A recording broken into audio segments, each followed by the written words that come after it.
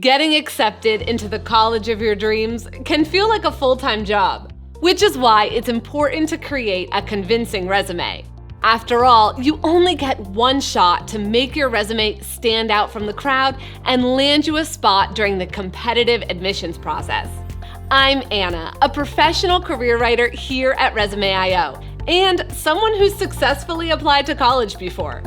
I'm here to help you perfect that college admissions resume and get you one step closer to getting accepted into your dream school.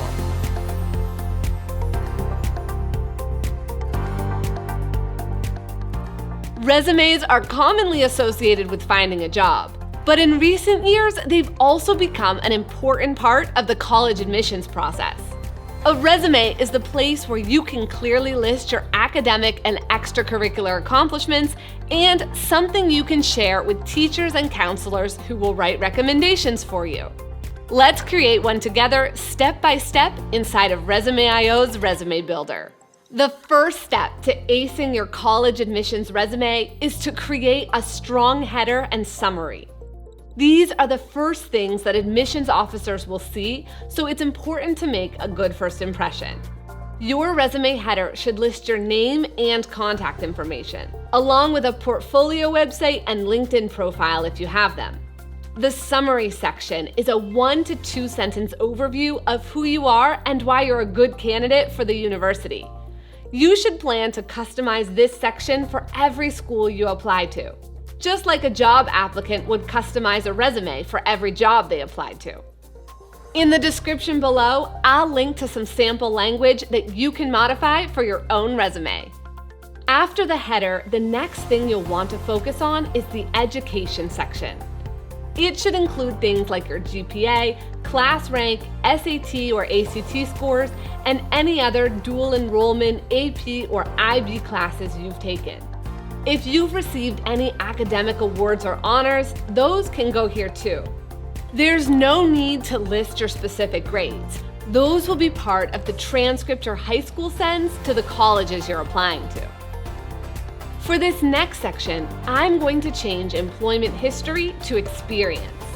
Admissions officers know that you probably don't have a lot of work experience, but they will expect to see information about the clubs you're involved in, any volunteer work you've done, and any internships that relate to your intended major. As you work on this section, focus on roles where you made the most impact.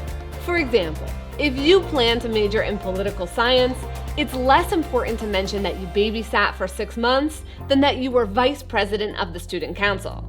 Most job seekers will add a skills section to their resume, but when applying to college, you can rename this section Areas of Interest. This is a great place to mention any skills or projects that are related to your area of study.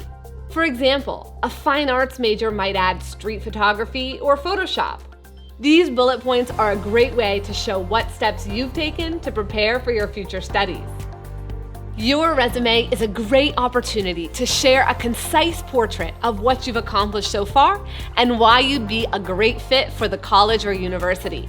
Creating a resume now also provides the foundation for your professional resume, which you'll need sooner than you think when you start applying for internships and other opportunities once you're in college. Let us know in the comments what other questions you have about your college resume. And make sure to like and subscribe to our YouTube channel for more application advice and career tips for recent grads.